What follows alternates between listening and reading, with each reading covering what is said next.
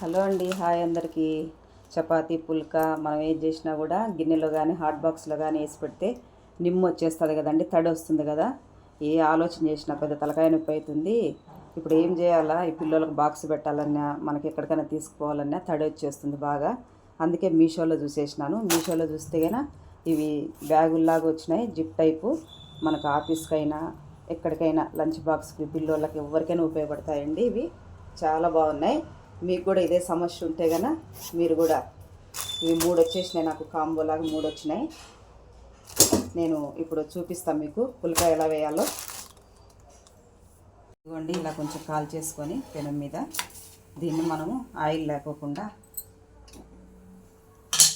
ఇలా గ్యాస్ మీద మళ్ళీ, ఎందుకంటే ఆయిల్ ఎక్కువ వాడితే మంచిది కాదు కదా ఎవరికైనా హెల్త్కి.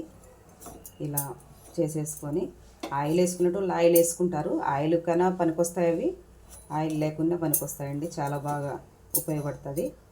నేను ఇప్పుడే చూశాను. మీకు ఎవరికైనా కావాలంటే మీషోలో చూసేయండి. నచ్చితే కనుక లైక్ చేయండి, షేర్ చేయండి. తప్పకుండా మీ సపోర్ట్ ఉండాలి. ఇలా చూడండి, ఇప్పుడు ఇది నిమ్ము వచ్చేస్తుంది వేడి మీద మనకు.